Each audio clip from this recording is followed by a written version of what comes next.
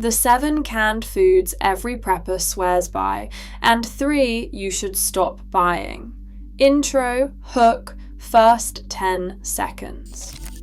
Most people building a food stockpile are storing the wrong things. They grab what's familiar, what's on sale, what looks substantial on a shelf. Then a real disruption hits, and they crack open those cans and realize they've been storing disappointment. In this video, 7 cans you absolutely want, and 3 you need to pull from your stockpile today. Stay until the end, because the 3 you need to avoid are probably the 3 you already have sitting in your pantry right now. Let's start with number 1. This is the single most nutrient-dense food per dollar in the entire aisle, and almost everyone walks right past it.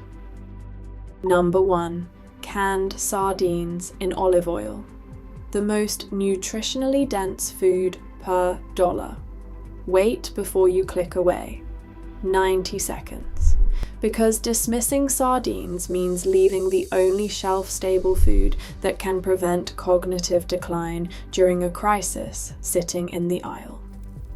One standard 4.4 ounce can deliver 23 grams of complete protein, over 300% of your daily vitamin B12. Meaningful vitamin D, calcium from the soft edible bones, and 2 grams of omega-3 fatty acids. That last number matters more than most people realize. Omega-3 deficiency does not just affect heart health in some abstract future sense. It affects cognitive function within weeks. Studies consistently show measurable declines in working memory, emotional regulation, and decision-making under stress. In a crisis, when clear thinking is the most valuable resource you have, that is not a trivial concern. The olive oil is usable too. Do not drain it. It is caloric fat, a cooking medium, and a flavor base for rice or pasta. The bones people pick out and throw away are fully softened by the canning process. You will not feel them, and they deliver bioavailable calcium that nothing else in your pantry can replace once dairy disappears. Shelf life is 3 to 5 years. Olive oil packed cans hold quality better than water packed cans over time. My personal rule: rotate sardines into regular meals twice a month before any crisis hits. The worst time to introduce a new food is when morale is already low. Familiarity matters. That was the most nutritious can per dollar. But what if you need to feed a whole family? Then you need something different, and number 2 is probably the most underrated can in the entire store. Number 2, canned whole chicken. The protein workhorse that does everything. Most people who dismiss canned whole chicken have eaten it cold, straight from the can. That's not a fair test. A quality canned whole chicken, brands like Keystone or Valley Fresh, is a fully cooked bird packed in its own natural broth, with nothing added beyond salt. When you open the can, you have cooked chicken, collagen, rich broth, and rendered fat. All 3 are usable. None of it is waste. That broth is a premium item in a survival context. It requires hours of simmering and fuel to produce from scratch. Here, it is a byproduct of opening dinner. Protein content runs 70 to 100 grams per can, depending on size. One can feed a family of 4 as a protein component alongside rice or beans. Shelf life is 5 years or longer. The quality gap in this category is real. Budget versions are packed with added water, modified starch, and sodium. Read the ingredient list. Chicken, water, salt. That's all that should be there. Anything beyond those 3 items, question the product. Heated with garlic powder and a bouillon cube, canned whole chicken becomes something genuinely good. Don't underestimate what heat and 1 seasoning item can do. So far, we have the 2 best protein sources. But here is the scenario most prepping content completely ignores. What if this does not last 2 weeks, but several months? Almost every stockpile fails at that point, unless you have number 3. Number 3, canned wild salmon. The long-haul protein most stockpiles are completely missing. There is a version of a crisis most prepping content ignores. Not 2 weeks, but multiple months. The goal stops being survival and becomes maintaining the physical and cognitive capacity to actually function and take care of people who depend on you. Canned wild salmon is built for that scenario. Beyond 25 to 30 grams of protein per can, wild salmon provides astaxanthin, a carotenoid antioxidant that barely exists in any other shelf-stable food, and it has documented anti-inflammatory properties. Research supports its role in protecting against oxidative stress. The conditions of a sustained emergency, poor sleep, constant stress, and irregular meals are exactly the conditions that drive oxidative stress up. Salmon helps slow that. The vitamin D content is significant and largely unique among canned proteins. Deficiency compounds during prolonged indoor or grid-down situations. Immune function, mood regulation, and bone density all depend on it.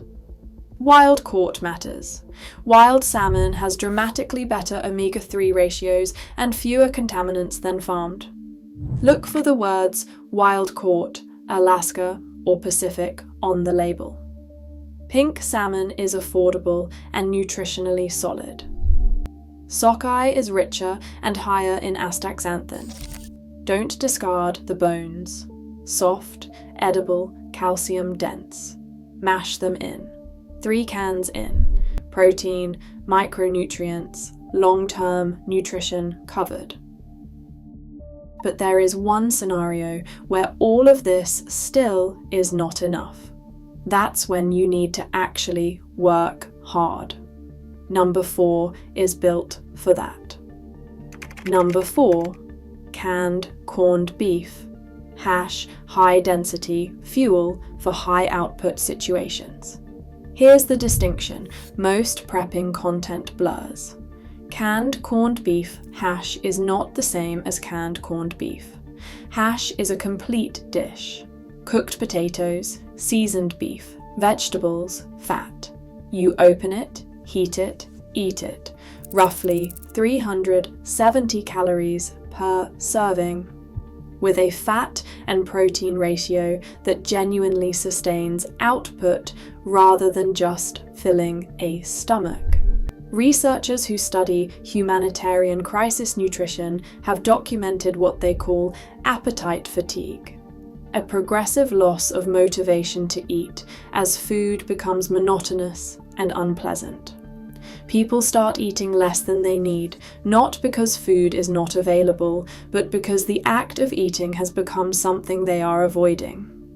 Corned beef hash resists that because it has a distinctive, familiar flavor, savory, slightly salty, with the texture contrast of potato and meat. It tastes like something people have eaten voluntarily before. In a situation offering very little comfort, that matters more than the calorie count. Fried in a pan, it develops a crust. Eaten cold in an emergency, it is still substantial. That flexibility across cooking conditions is a real tactical advantage. Note on sodium, it is high. In heat, during heavy labour, or in sweating conditions, that is actually an advantage. Sodium gets depleted and needs replacement. Pair with water and it becomes an asset, not a liability. 4 cans in, you have calories, protein, and fats covered. But here is where most stockpiles quietly fall apart, and most people do not notice until it is too late. Number 5 solves a problem almost no one sees coming. Number 5, canned pumpkin puree. The micronutrient gap filler nobody talks about. This one surprises people. Pumpkin does not read as survival food. But here is a real problem with most survival pantries. They are optimized for protein and calories and nearly empty of micronutrients. You can eat rice, beans, and canned chicken every day for 2 weeks and technically meet caloric needs while slowly depleting vitamin A, vitamin C, potassium, and fiber. The effects are not dramatic. They are slow, progressive, and insidious. Immune function drops. Digestion becomes inconsistent. Mood destabilizes. Half a cup of canned pumpkin puree delivers over 200% of your daily vitamin A as beta-carotene, meaningful potassium, 3 grams of fiber, and about 40 calories. It adds nutrition without displacing caloric space. Compare this to multivitamin supplements, the usual answer to micronutrient gaps. Supplements degrade. Potency drops within 12 to 18 months under typical storage conditions. Canned pumpkin is a food. It behaves like one. Versatility is underrated here. Stir it into oatmeal. Add it to rice porridge. Use it as a soup thickener. Mix it with honey and cinnamon, and it resembles a dessert, which matters when everything else on the menu is identical. Shelf life, 2 to 5 years. Inexpensive, light, compact. Buy twice as much as you think you need. Number 5 closes the micronutrient gap. But there is an even bigger gap that almost nobody sees. It is silently making every other vitamin in your stockpile useless. Number 6 is the most underrated purchase on this entire list. Number 6, canned full-fat coconut milk. The fat source your pantry is almost certainly missing. Here is a problem with almost every survival pantry built around protein targets. There is almost no usable fat in it. Rice is negligible. Beans are negligible. Canned vegetables are essentially zero. Even canned chicken is very low fat. This is serious. Fat is not just calories. It is the delivery mechanism for vitamins A, D, E, and K. Fat-soluble vitamins that your body cannot absorb without fat present in the same meal. If your stockpile is fat deficient and your diet shifts to primarily grains, legumes, and lean protein, you will develop fat-soluble vitamin deficiencies, even if those vitamins are technically present in your food. The body simply cannot use them. Canned, full-fat coconut milk addresses this in a way cooking oil cannot. It provides fat, liquid, and flavour simultaneously in a form that transforms otherwise bland staples. Coconut milk over rice. Added to pumpkin for a soup. Used to cook oats into something that actually feels like a meal. The morale impact is real and consistently underestimated.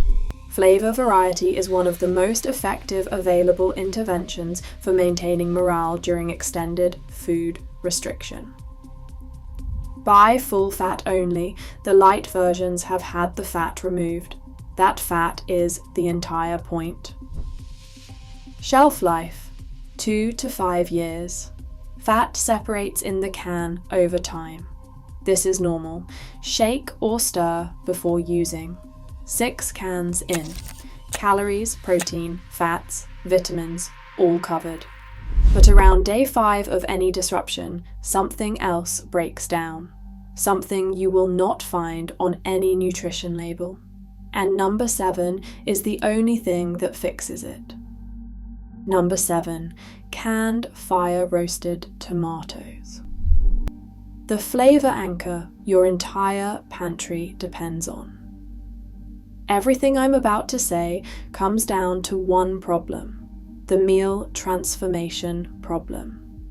Around day 5 of any food disruption, regardless of how well prepared you are nutritionally, food becomes so repetitive and flat that eating stops feeling like anything other than maintenance. That's not weakness, it's human neurophysiology. The brain's reward systems require variety to sustain motivation and mood. 1 can of fire-roasted tomatoes added to rice and canned chicken turns those 2 items into a recognizable meal. Acidity, sweetness from the caramelization of roasting. Depth, something that smells like something when it heats up.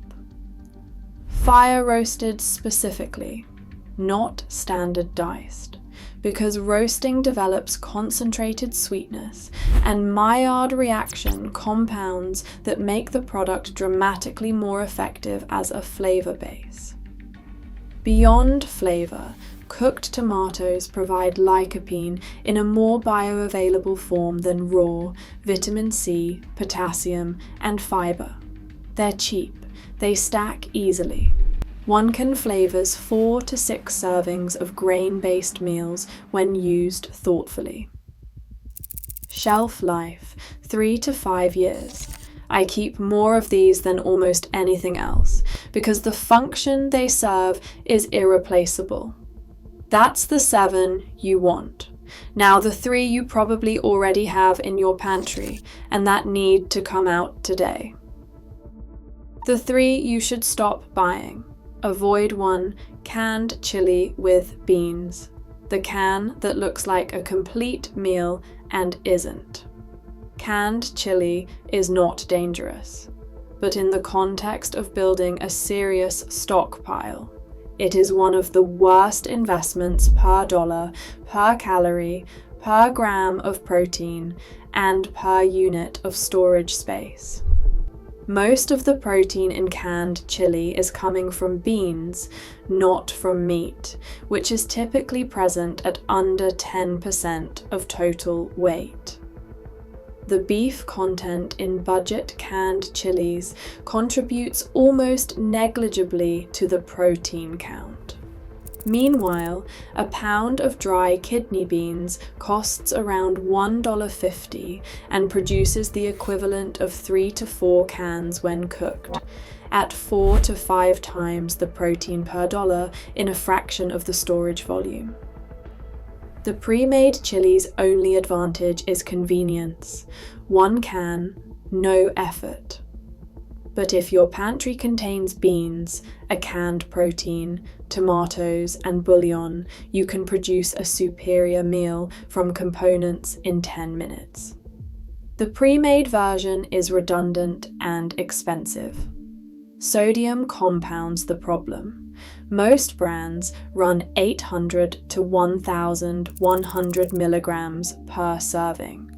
A full can, realistically consumed as 1 meal, delivers around 2,000 milligrams, a real water management problem when clean water is constrained.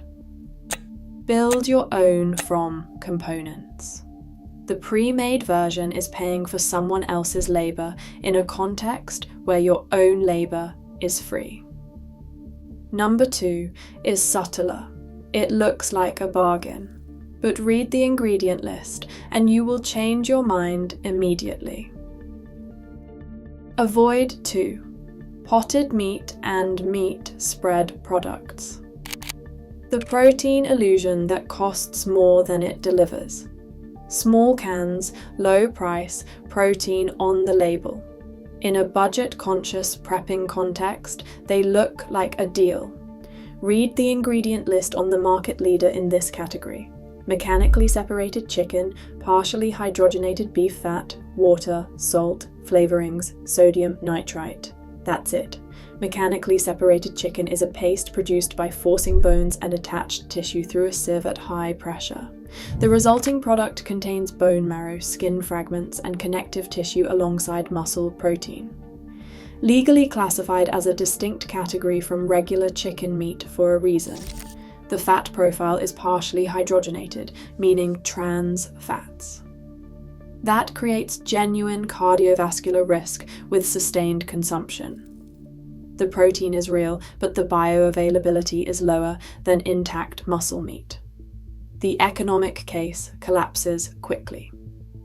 A can of sardines at $1.50 to $2 contains more complete protein, omega-3 fatty acids, and vitamins than 4 or 5 cans of potted meat. The sardine is the actual value purchase. The potted meat is a false economy wearing a budget label. There's also a palatability problem. Potted meat eaten repeatedly triggers appetite fatigue faster than almost any other canned food. The texture and chemical aftertaste of nitrite-heavy preserved meat becomes genuinely difficult to eat within a few days. People start skipping meals. That compounds everything else. Spend the extra $1, buy real protein. And the last mistake is one I see over and over in stockpile plans. People count it as protein, but it simply isn't. Avoid 3 broth-based canned soups as a protein source. A category mistake with real consequences. This is less about one product and more about a mistake I see constantly, treating canned chicken noodle soup and similar broth-based products as meaningful protein sources. They're not. A standard can of chicken noodle soup contains 8 to 14 grams of protein per can, less than half of what a single can of sardines provides, often at a comparable or higher price. Most of that protein comes from noodles, incomplete plant protein lacking several essential amino acids. The actual chicken is typically listed 3rd or 4th in the ingredient list, well behind water, noodles, and salt. Sodium is 1,600 to 2,000 milligrams per full can. That is an unmanageable intake when clean water is limited. These soups have real value as flavor vehicles and as psychological comfort during illness or cold weather. Keep a modest supply for that purpose. But if you are counting them as protein servings in your caloric calculations, you are building a plan around numbers that do not exist. That error does not show up until you are actually relying on your stockpile, at which point correcting it is very difficult. Storage, the basics that actually matter. 3 things worth drilling into. Rotate. First in, first out. Buy and use. The quality degradation on canned food is real, not dangerous, but real. Fat oxidizes, texture softens, flavor drifts. Rotation keeps your supply at its best. Temperature. Cool, dark, dry is correct, but cool does the most work. Food stored at 50 degrees Fahrenheit lasts dramatically longer than food stored at 80 degrees Fahrenheit.